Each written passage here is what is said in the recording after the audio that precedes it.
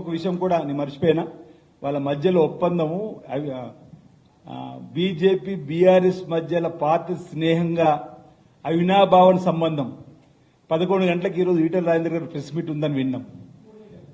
అదే 11 గంటలకు 11 గంటలు నిన్నటి రోజు ఈటల రాజేందర్ గారి ప్రెస్ మీట్ ఈ రోజు ఉదయం 11 గంటలకు అని చెప్పని సమాచారం ఇచ్చారు ప్రెస్ వాళ్ళకి. సేమ్ అదే 11 గంటల ప్రాంతంలో హరీష్ రావు గారు ఏదో ప్రెజెంటేషన్ కాలేజీని ఇస్తుందని చెప్పని తెలుసుకున్నాడు. వాళ్ళిద్దరు మాట్లాడుకున్నారు. ఏం జరిగిందో 3 గంటలకి ఈరోజు ప్రెస్ మీట్. అంటే వారి మధ్యలో అవినాభావ సంబంధం ఏ విధంగా ఉందో చూడడానికి చెప్పే ప్రయత్నం చేస్తా ఉన్నా. 11 గంటల ప్రెస్ మీట్ 3 గంటలకు వాయిదా వేసుకున్నారంటే వారి మధ్యలో ఉన్న అవగాహన ఏంది అనేది తేలడానికి ప్రజలకు చెప్పేటువంటి ప్రయత్నం చేస్తున్నా. వాళ్ళ మధ్యలో మంచి అవగాహన ఒప్పందంతోనే ముందుకు పోయి ఏ విధంగానైనా ఈ కల్వకుట్ల కుటుంబాన్ని, ఈరోజు కేసీఆర్ గారిని, ఈ కాళేశ్వరం సంబంధించినటువంటి ఏటీఎం అనేటువంటి వాళ్ళే రక్షించేటువంటి పరిస్థితిని, రక్షించే సందర్భం ప్రజలకు చెప్పి ప్రయత్నం చేస్తా ఉన్నాం.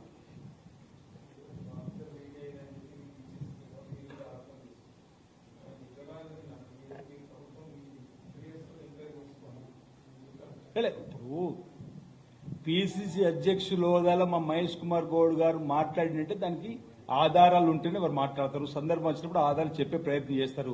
దాన్ని నిజంగానే తెలుస్తున్నాయి కదా.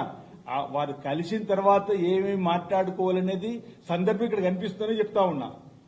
గతంలో ఉన్నటువంటి పార్టీ రుణం తీసుకునే ప్రయత్నం చేయడమా, పాత బాస్కు సంబంధించినటువంటి రుణం తీసుకునే ప్రయత్నం చేయడమా జరుగుతుందని చెప్తా ఉన్నా. ఇప్పుడు మీరు క్లియర్ గా చూసారు. ఈరోజు భారతీయ జనతా పార్టీలోకి వెళ్లిన తర్వాత ఈటల రాజేంద్ర అక్కసు కేసీఆర్ రాజీనామా చేయాలని చెప్పని డిమాండ్ నుంచి మొదలుకొంటే నిన్న వరకు మళ్ళీ కేసీఆర్కి ఏం సంబంధం లేదు, కేబినెట్ నిర్ణయం ఇక్కడికి వచ్చిందంటే ఇక వాళ్ళు ఎంత కలిసిపోయారు అనేది మీరు ఆలోచన చేయండి.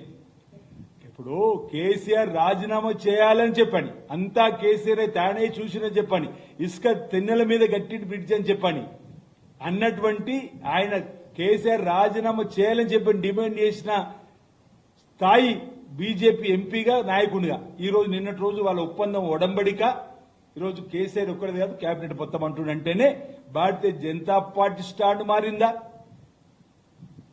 కేవలం ఈటల రాజేందర్ వ్యక్తిగతంగా స్టాండ్ మార్చుకొని పాత బాసును రక్షించే ప్రయత్నం చేసిండా?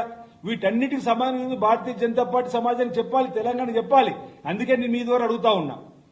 ఇప్పుడు ప్రధానమంత్రి నరేంద్ర మోడీ గారి ఆరోపణ, హోంశాఖ మార్చులు అమిత్ షా గారి ఆరోపణ, అగ్రనేత నడ్డా గారి ఆరోపణ, మీ సంజయ్ కిషన్ ఆరోపణలు ఎటువైనాయి, ఏమైనాయి, మీ స్టాండ్ ఇదేనా అని నేను అడుగుతా ఉన్నా.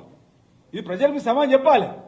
ఇన్ని రోజులు ఏటీఎం భ్రష్టాచార్ భ్రష్టాచార్ అని పదే అవినీతి అక్రమాలు 1,00,000 కోట్లు ఏటీఎంగా మింగిరన్నటువంటి మీరే ఇంత చక్కటి అవకాశం గౌరవ ముఖ్యమంత్రి రేవంత్ రెడ్డి గారు ఏదైతే కాళేశ్వరం పైన కమిషన్ వేసి నిజాలు రాబట్టే ప్రయత్నం చేసినప్పుడు ఎందుకు మీరు నిజాలను బయట పెడతలేరు?